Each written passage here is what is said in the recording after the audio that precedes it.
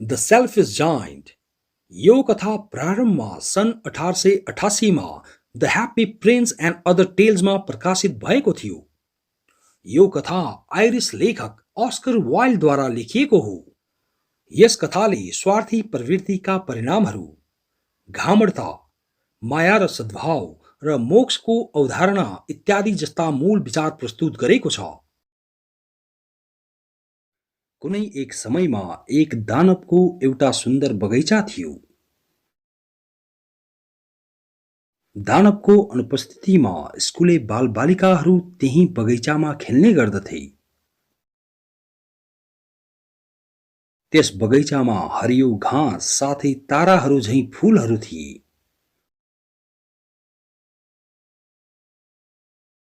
12वटा आरुका रुखहरू ऋतु अनुसार फूलहरू तथा फलहरू फलाउँथे।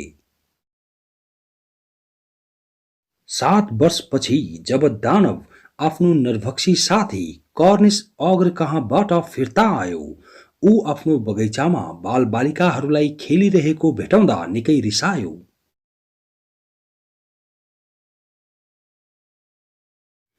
उसले रिसको झोकमा सम्पूर्ण बालबालिकाहरूलाई आफ्नो बगैँचाबाट बाहिरतिर लखेट्यो र आफ्नो बगैँचाको चारैतिर एक उँचो पर्खाल लगायो र साथै एउटा नोटिस बोर्ड लगायो जसमा चेतावनीका हरफहरू थिए।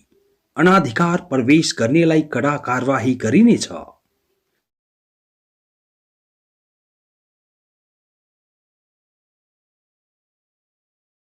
खेल्नका लागि उचित स्थान नभेटाएकोले बालबालिकाहरू निकै उदास भए। दानवको स्वार्थी स्वभावले गर्दा उसको बगैँचामा वसन्त ऋतु देखिन बन्द भयो। अन्य मौसमहरू जस्तै तुषार, उत्तरी हावा, असिना र हिमपात त्यस बगैँचामा देखिन थाले। दानव अन्ततिर वसन्त ऋतु देख्दा तर आफ्नो बगैँचामा नदेख्दा ज्यादै दुखी भयो।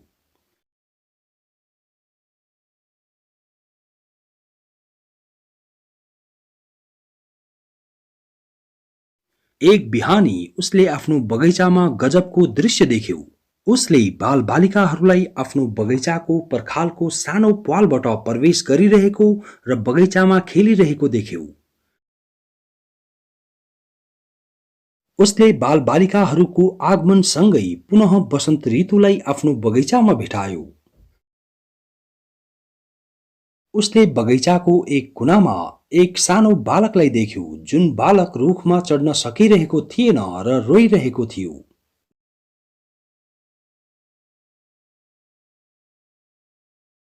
यो दृश्य देख्दा दानवले आफ्नो गल्तीको महसुस गर्यो। उसले त्यहाँ गई त्यस बालकको मद्दत गर्यो। सानो बालकले खुसी भई दानवलाई चुम्बन गर्यो। त्यसपछि दानवले आफ्नो विशाल बञ्चरोले आफ्नो बगैँचाको पर्खाललाई भत्काइदियो र स्वयं बालबालिकाहरूसँगै बगैँचामा खेल्न थाल्यो। दानव सम्पूर्ण बालबालिकाहरूका लागि प्रिय बन्न पुग्यो। समय बित्दै गयो। दानव बुढो र कमजोर भयो। उसले आफ्नो प्यारो बालकलाई खोज्ने अति प्रयास गर्यो तर त्यो बालक कहीँ पनि भेटिएन। एक दिन जब दानव आफ्नो कुर्सीमा बसी बालबालिकाहरूलाई खेलेको हेरिरहेको थियो, उसले त्यही प्यारो बालकलाई पुनः बगैँचाको एक कुनामा देख्यो। ऊ त्यही दिशातिर कुद्यो तर बालकको हत्केलाहरू र गोडाहरूमा काँटीहरूका छापहरू भेटाउँदा ज्यादै क्रोधित भयो। जब उसले बालकलाई त्यस बारेमा सोध्यो, बालकले ती घाउहरू प्रेमका घाउहरू हुन् भनी बतायो। दानवले बालकलाई उसको बारेमा सोध्यो र आफ्नो घुँडा टेकी बालकका सामु बस्यो। सानो बालकले दानवले गरेको त्यो निस्वार्थ मद्दतको स्मरण गराउँदै दानवलाई आफ्नो स्वर्गको बगैँचामा लैजाने कुरा बतायो। त्यही विशेष अपराह्नको समयमा दानव एउटा ठूलो रुखमुनि मृतक अवस्थामा भेटियो।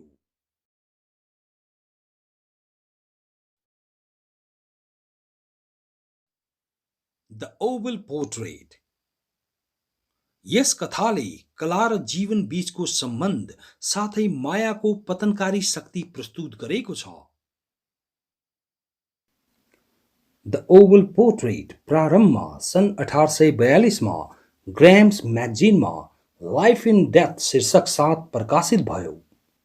ठीक 3 वर्षपछि सन् 1845 26 अप्रेलका दिन ब्रोडवे जनरलमा द ओवल पोर्ट्रेट शीर्षक साथ यो कथा पुनः संक्षिप्त कथाका रूपमा छापियो। अमेरिकी लेखक एडगर एलन पोले आफ्नो 40 वर्षको छोटो जीवनकालमा अनेकौं रचनाहरू लेख्नुभयो जुन अहिले पनि विश्वभरि शिक्षण संस्थानहरूमा अध्ययन तथा अध्यापन गराइन्छन्। यो रहस्यात्मक माहौल भएको डरलाग्दो कथा एकजना प्रसिद्ध अमेरिकी लेखक एडगर एलन पोद्वारा लेखिएको हो। यस कथाले कला र जीवन बीचको सम्बन्धको मूल विषय प्रस्तुत गरेको छ। यो कथा वक्ताद्वारा भनिएको हो। कथा अनुसार वक्ता र उहाँको नौकर पेड्रो मध्य इटलीको पर्वत श्रृङ्खलामा अवस्थित एक बिरान किल्लामा आइपुगे। त्यतिखेर वक्ताको अवस्था राम्रो थिएन। उहाँ गम्भीर रूपले घाइते हुनुहुन्थ्यो। यस कथाले वक्ता कहाँबाट आउनुभयो, घाइते कसरी हुनुभयो भन्ने कुराहरूको पृष्ठभूमि प्रस्तुत गरेको छैन। किल्ला बाहिर असाध्यै चिसो र वक्ताको त्यस्तो अवस्था भएकोले उहाँको नौकरले कसैको अनुमति नलिई वक्तालाई किल्लाभित्र बलपूर्वक लगेर गयो। उसले वक्तालाई किल्लाभित्र रहेका कोठाहरू मध्येको सबैभन्दा सानो कोठामा लग्यो। कोठामा उच्च सजावट थियो, तर ती सजावटका कुराहरू कुहिरहेका अवस्थामा थिए।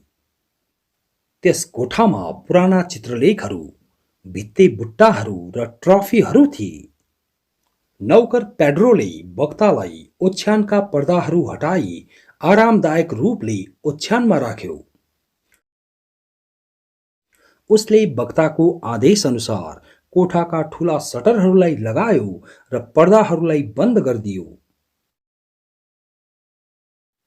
उसले वक्ताको ओछ्यान नजिक रहेको दीप वृक्ष पनि बालिदियो र त्यसपछि ऊ पनि आराम गर्न थाल्यो। वक्तालाई निद्रा लागेन र वक्ताले सिरानीमा भेटाएको एक सानो किताब पढ्न सुरु गर्नुभयो। त्यो किताब रूपचित्रका इतिहासहरू बारे थियो। किताब पढ्दै गर्दा वक्तालाई पढ्नमा अलि अप्ठ्यारो महसुस भयो र दीप वृक्षलाई त्यो स्थानबाट हटाई किताबमा उज्यालो राम्रो परोस् भन्ने आशामा उहाँले दीप वृक्षको स्थान सार्ने निर्णय लिनुभयो। उहाँले पेड्रोलाई सुत्न दिई आफै दीप वृक्षको स्थान सार्नुभयो। जस्तै उहाँले दीप वृक्षको स्थान सार्नुभयो, दीप वृक्षको प्रकाश ओछ्यानको छेउमा रहेको एक रूपचित्रमा पर्यो, जुन रूपचित्र वक्ताले पहिले देख्नु भएको थिएन। उहाँले एउटा भर्खरै बिहे भएकी अति सुन्दर महिलाको अण्डाकार रूपचित्र देख्नुभयो। उहाँले तुरुन्तै त्यो रूपचित्र हेर्नुभयो र आफ्ना आँखाहरू बन्द गर्नुभयो। त्यस्तो जीवन्त रूपचित्र देख्दा उहाँलाई आफ्ना आँखाहरूमा विश्वास लागेन। उहाँलाई आफू ढाँटिएको जस्तो महसुस भयो। रूपचित्रमा रहेकी महिलाको घाँटी र टाउको एकदमै वास्तविक देखिन्थ्यो। त्यसपछि उहाँको त्यस रूपचित्रप्रति उत्सुकता बढ्यो। उहाँले दीप वृक्षलाई पुरानो स्थानमा सार्नुभयो र त्यो विशेष रूपचित्रको पृष्ठभूमि बारे किताबमा पढ्न सुरु गर्नुभयो। रूपचित्रको इतिहास अनुसार अण्डाकार रूपचित्रमा रहेकी महिला एकजना भावपूर्ण चित्रकारकी श्रीमती थिइन् जो आफ्नो कलाकृतिको कार्यलाई अन्य कुराहरू भन्दा अधिक माया गर्दथ्यो। एक दिन चित्रकारले आफ्नो सुन्दर श्रीमतीको रूपचित्र बनाउने इच्छा गर्यो। यस कुरामा चित्रकारकी श्रीमती सहमत भइन् र चित्रकारका लागि पोज दिँदै एक कुर्सीमा बसिन्। त्यसपछि चित्रकारले आफ्नो कार्य सुरु गर्यो। ऊ आफ्नो कलात्मक कार्यमा निकै तल्लीन भयो। उसले कैयौं हप्ताहरूसम्म रूपचित्र चित्रित गरिराख्यो। उसले स्वयं बाधा विघ्नबाट छुटकारा पाउन आफू र आफ्नो श्रीमतीलाई किल्लाको टावरमा समेत बन्द गर्यो। उसकी श्रीमती निरन्तर मुस्कुराई प्रकाशमा बसेकी हुनाले कमजोर बन्न पुगी। तिनले आफ्नो श्रीमानलाई आफ्ना पीडाहरूबारे खुलासा गरिनन्। सोही अनुसार चित्रकारले पनि तिनलाई तिनको अवस्थाबारे सोधेन। चित्रकार आफ्नो श्रीमतीको बदलिरहेको रङलाई समेत चित्रित गरिरह्यो। अन्त्यमा जब उसले आफ्नो कलात्मक कार्य मुख र आँखामाथि ब्रुस लगाउँदै समाप्त गर्यो र खुसी हुँदै आफ्नो सिर्जना आफ्नो श्रीमतीलाई देखायो, उसले आफ्नो श्रीमतीलाई कुर्सीमा मृतक बिठायो।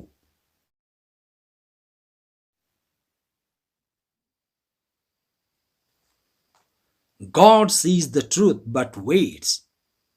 यस कथामा हामीहरू अपराध, माफी, आस्था, द्वन्द्व, स्वतन्त्रता र स्वीकार्यता जस्ता मूल भाव भेटाउँछौं। यो कथा रुसको व्लादिमिर शहरको अक्सियोनोभ नामक एक युवा व्यापारीको हो। ऊ निकै राम्रो देखिने र हँसिलो व्यक्ति थियो जसलाई गीत गाउने शौक थियो। उसका दुईवटा पसलहरू र एउटा घर थियो। विवाह पूर्व ऊ टन्नै जाँड पिउने र झगडा गर्ने गर्दथ्यो।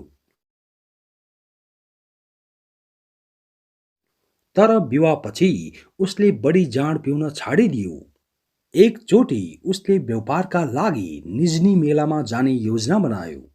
उसको श्रीमतीले उसलाई आफूले देखेको नराम्रो सपनाबारे बताई रोकिन्। तिनले सपनामा आफ्नो श्रीमानलाई खैरो कपाल साथ आफ्नो शहर फिर्ता भएको देखिन्।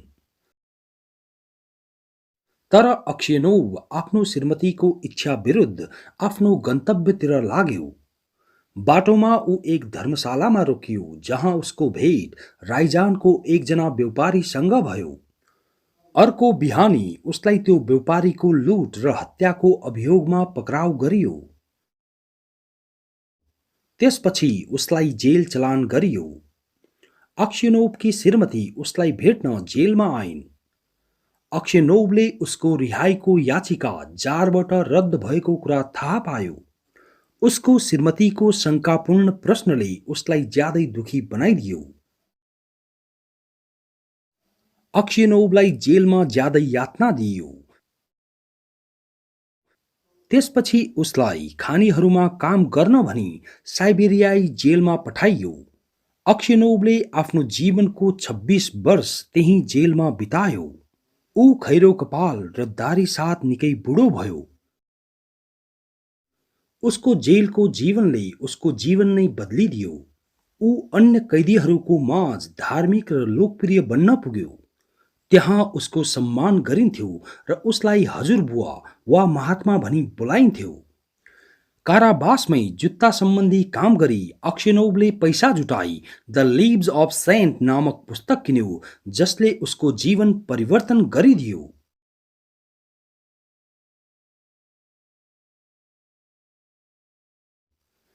एक पल्ट कैदीहरूको एक नयाँ जत्था जेलमा आयो।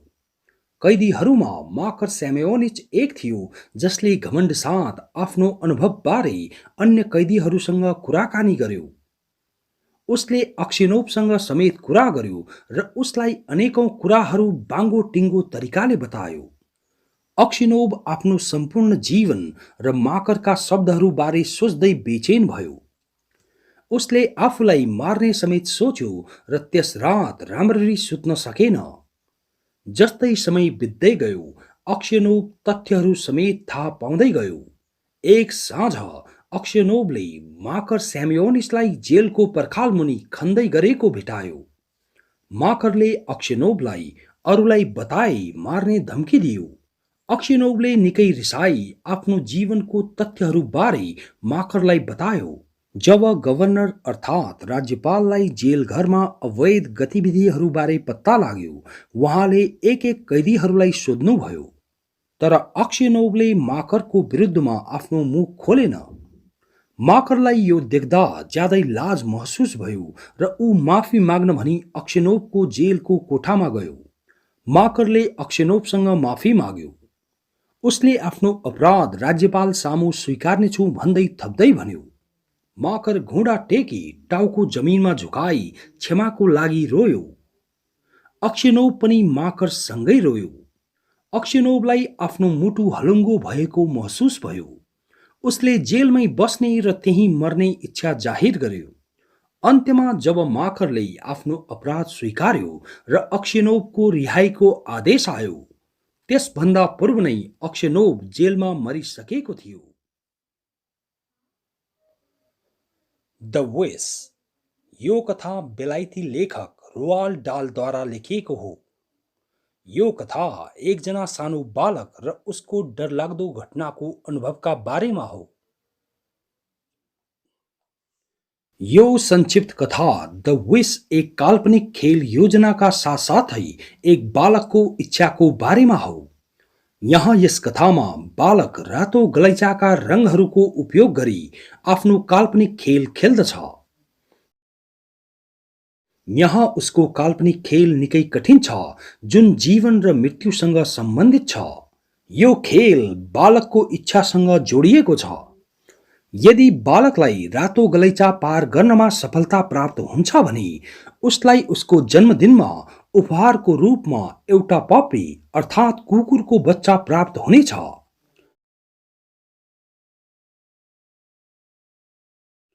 यहाँ एक सानो पपीको इच्छाले बालकलाई रचनात्मक र कल्पनाशील बनाएको छ। प्रारम्भमा नै बालक रातो गलैँचाको अलग अलग रङहरूलाई अलग अलग कुराहरूको रूपमा देख्दछ। ऊ गलैँचाको रातो भागलाई कोइलाका टुक्राहरू, कालो भागलाई कोब्रा र एड्रेस जस्ता सर्पहरू, जबकि पहिलो भागलाई सुरक्षित क्षेत्रको रूपमा ठान्दछ। ऊ सुरक्षित पहिलो क्षेत्रमा पाइलाहरू टेक्दै गलैँचा पार गर्ने निर्णय गर्दछ। आफ्नो जन्मदिनमा एउटा सुन्दर कुकुरको बच्चा पाउने इच्छाले उसलाई यो डरलाग्दो खेल खेल्नका लागि प्रोत्साहित गर्दछ। प्रारम्भमा ऊ सुरक्षित रूपले पहिलो क्षेत्रहरूमा टेक्दै अघि बढ्दछ। जब बालक आधा बाटोमा पुग्दछ, ऊ यताउता हल्लिन थाल्दछ। अघि बढ्ने बाटो नभेटाउँदा ऊ डराउन थाल्दछ। ऊ आफ्नो हातहरूलाई हल्लाउँदै आफ्नो शरीरलाई सन्तुलित गर्दछ। उसलाई अघि बढ्न सही पाइला प्राप्त हुँदैनन्। ऊ सेफ येलो जोनमा रही अघि बढ्ने सम्भावित तरिकाहरूबारे ज्यादै सोच विचार गर्दछ। कतै पपी गुमाउने हुँ कि भन्ने डरले उसलाई अघि बढ्नका लागि बाध्य बनाइदिन्छ। ऊ आफ्नो दिमागको उचित उपयोग गर्दछ, आफूलाई रोक्दछ र निकै सावधानीपूर्वक अघि बढ्दछ। अर्ध बाटोको ठिक एक पाइला अघि बालकले निर्णय लिनुपर्ने हुन्छ। उसले एउटा विकल्प रोज्नुपर्ने हुन्छ, दायाँतिर जाने वा बायाँतिर जाने। जब ऊ आफ्नो पाइला अघि बढाउँछ, ऊ कालो रङको करिब 1 सेन्टिमिटर नजिक हुन्छ। यस समयमा उसको भाग्य उसलाई जोगाउँछ। ऊ बायाँतिर हिँड्दछ किनकि दायाँतिर रहेका काला सर्पहरूसँग ऊ निकै डराउँछ। जब सर्प उसले कालो भागलाई छोयो कि भनी माथितिर हेर्छ, बालक आफ्नो भयपूर्ण संवाद मार्फत आफ्नो बचाउ गर्दछ। यसपछि बालकले फड्को मारी एक लामो दूरी पार गर्नुपर्ने हुन्छ। जब ऊ फड्को मार्नका लागि उफ्रिन्छ, उसका पाइलाहरू फराकिलो हिसाबले पहिला भागहरूमा पर्दछन्। फराकिला पाइलाहरूले गर्दा ऊ आफू अड्केको महसुस गर्दछ। उसका पाइलाहरू मुनि सर्पहरू घुम्न सुरु गर्दछन्। ऊ डराएर लर्खराउन थाल्दछ। ऊ आफ्ना हातहरू हल्लाएर आफूलाई सन्तुलित गर्न सक्दो प्रयास गर्दछ। अन्त्यमा ऊ तलतिर लड्छ र कालो रङलाई छुने बित्तिकै जोरले कराउँछ। यस प्रकार उसको पपी पाउने इच्छा विफल हुन्छ। Civil peace. यो संक्षिप्त कथा नाइजेरियन लेखक चिनुवा अचेबेद्वारा लेखिएको हो। यस कथाले नाइजेरियाई गृहयुद्ध पश्चात आएको गृह शान्तिको माहौलमा एकजना मानिसको परिवारको कथा प्रस्तुत गरेको छ। यो संक्षिप्त कथा एक नाइजेरियन परिवारका बारेमा हो जो पूर्वी नाइजेरियाको एक स्थान इनुगुमा बस्दथ्यो। यस परिवारले पतनकारी नाइजेरियन गृहयुद्धको अनुभव गरेको थियो। यस कथाको मूल पात्र जोनाथन आइवेग्बु हो जो एक आशावादी व्यक्ति थियो। मुख्य पात्र जोनाथन आइवेग्बु आफूलाई असाधारण भाग्यमानी ठान्दथ्यो। उसको जीवनमा चमत्कार यो थियो कि ऊ युद्धबाट 5वटा अमूल्य आशिषहरू साथ आएको थियो। ऊ, उसको श्रीमती मारिया र 4जना बच्चाहरूमध्ये 3जना बच्चाहरू जीवित थिए। यी जम्मै 5 टाउकाहरू उसको परिवारमा जीवित थिए। अर्को चमत्कार उसको जीवनमा एक बोनस उसको साइकल थियो जुन उसले युद्ध पश्चात राम्रो अवस्थामा प्राप्त गरेको थियो। जब उसको जीवनमा चमत्कारहरू हुन्थे, ऊ एउटा हरफ आश्चर्यमा बोल्ने गर्दथ्यो जुन थियो भगवानलाई कुनै पनि कुराले झुक्क्याउँदैन।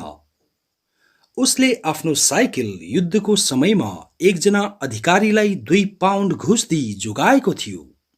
आफ्नो साइकल जमिन मुनिबाट झिकिसके पश्चात उसले आफ्नो साइकललाई ट्याक्सी झैं प्रयोग गर्यो। 2 हप्ताहरूमा उसले आफ्नो ट्याक्सी सेवाबाट 115 पाउन्ड कमाई गर्यो। उसको जीवनमा अर्को चमत्कार उसको इनुगुमा रहेको घर थियो जुन उसले युद्ध पश्चात पनि ठडिएको देख्यो। उसले आफ्नो घर मर्मत गर्यो र आफ्नो परिवारलाई त्यहीँ सार्यो। यहाँ बसोबास भइसके पश्चात सम्पूर्ण परिवारका सदस्यहरूले पैसा कमाउन र जीवन पुनर्स्थापित गर्न कडा मेहनत गरे। युद्ध पूर्व जोनाथन खानीहरूमा काम गर्ने गर्दथ्यो। तर जब उसलाई आफ्नो कोइला खनिकको रूपमा आफ्नो काम फिर्ता पाउन सकिन्न भन्ने कुराको महसुस भयो, जोनाथनले सिपाहीहरूका लागि एउटा बार खोल्यो जुन उसले आफ्नो घरभन्दा बाहिर चलायो।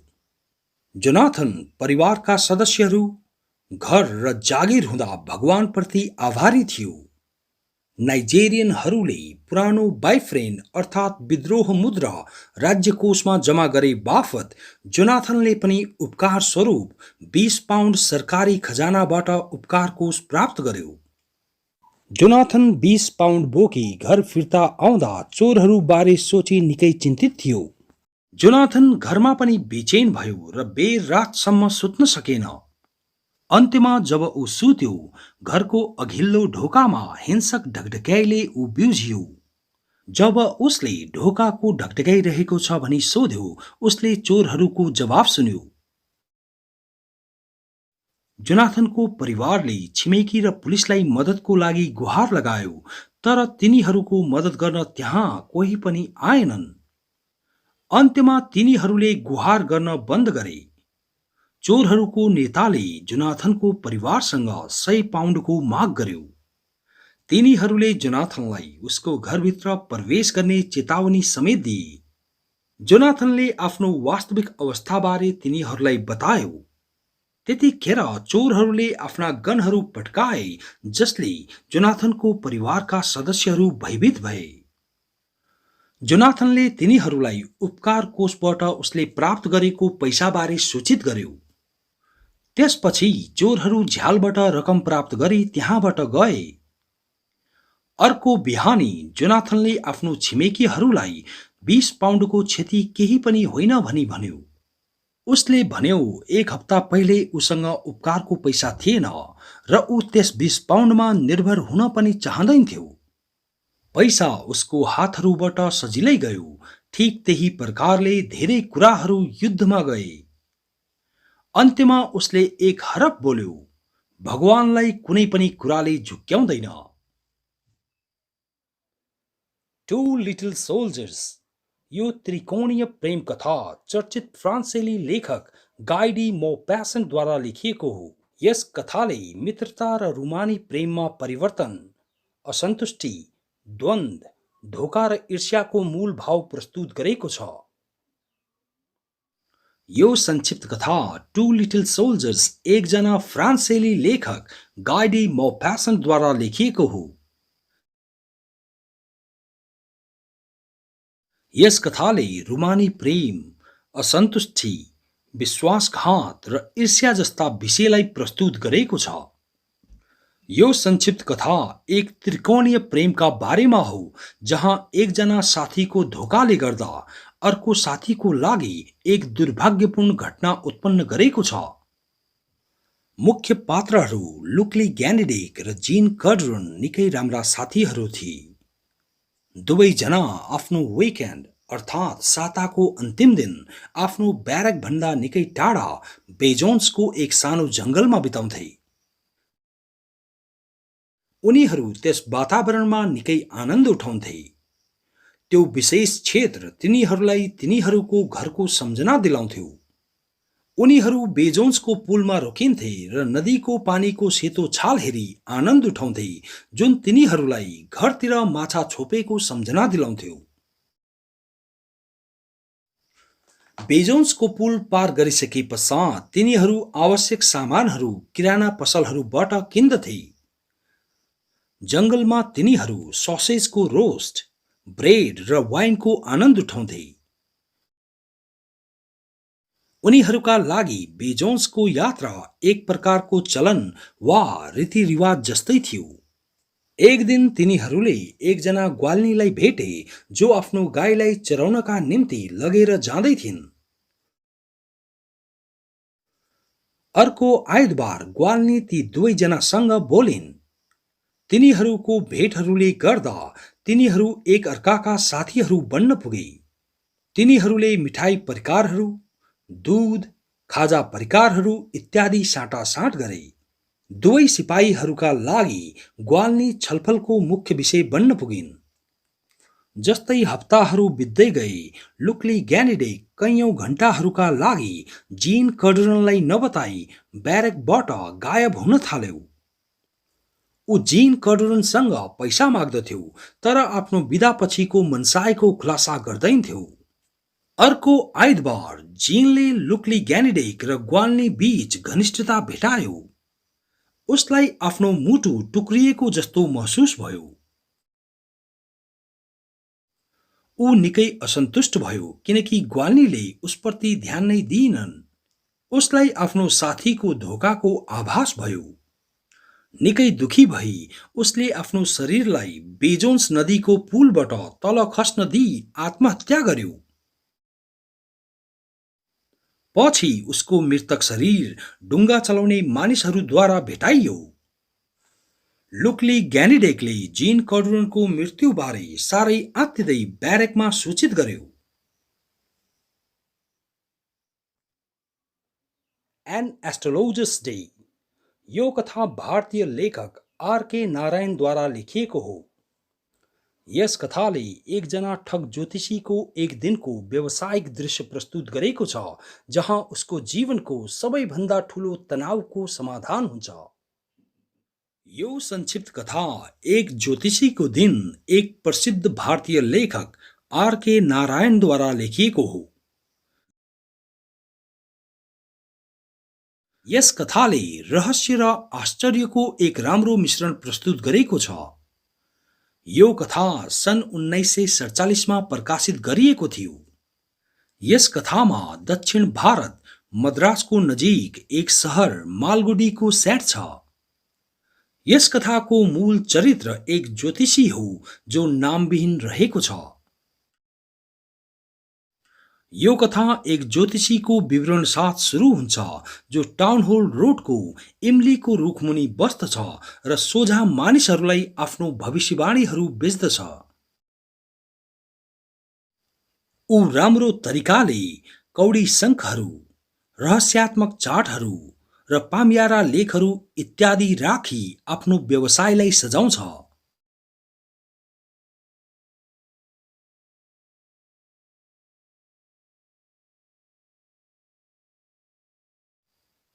ऊ आफूलाई निधारमा खरानी र सिन्दूर प्रयोग गरी पूर्ण रूपले प्रस्तुत गर्दछ। उसको पोसाक र पहिलो पगडी उसलाई एक ज्ञानी ज्योतिषी झैं प्रस्तुत गर्दछन्। वास्तवमा ऊ एक झुटा ज्योतिषी हो जो मानिसहरूको चतुराईपूर्ण लेखाजोखा गर्न निकै राम्रो छ। ऊ आफ्ना ग्राहकहरूलाई सन्तुष्ट पार्न आफ्नो अनुमान कार्यमा कडा मेहनत गर्दछ। एक दिन ज्योतिषी साँझ पख गुरुनायक नामक एकजना व्यक्तिलाई भेट्दछ। गुरुनायक ज्योतिषीलाई भविष्यवाणीद्वारा सन्तोषजनक उत्तरको माग गर्दछ। गुरुनायक ज्योतिषीसँग शर्त लगाउँछ र उसलाई 1 रुपियाँ दिने वाचा गर्दछ। गुरुनायक साँझको समयमा ज्योतिषीलाई चिन्दैन, तर गुरुनायकले आफ्नो सिरोड जलाउँदा ज्योतिषी चाहिँ उसलाई चिन्दछ। ज्योतिषी गुरुनायकलाई अनेकौं तथ्यहरू बताउँछ। ज्योतिषी उसलाई उसको विगतको घटना, उसको नाम र ठेगाना र भगौडा दोषीको मृत्युबारे बताउँछ। अन्त्यमा ज्योतिषी गुरुनायकलाई उसको सुरक्षाका लागि उसको निवास स्थान तुरुन्तै जाऊ भनी सुझाव दिन्छ। ज्योतिषी गुरुनायकबाट 12.5 आनाहरू प्राप्त गर्दछ। घरमा ज्योतिषी आफ्नो विगतको घटनाबारे आफ्नो श्रीमतीलाई बताउँछ। ज्योतिषीले आफ्नो विगतमा गुरुनायकलाई स्वयं आक्रमण गरी इनारमा फालेको थियो। उसले यसै हत्याको अभियोगको डरले आफ्नो गाउँबाट टाढा आफ्ना धेरै वर्षहरू बिताएको हुन्छ। तर गुरुनायकलाई विश्वस्त पारिसके पश्चात ऊ आफ्नो जीवनको बोझबाट मुक्त हुँदा निकै राम्रो महसुस गर्दछ।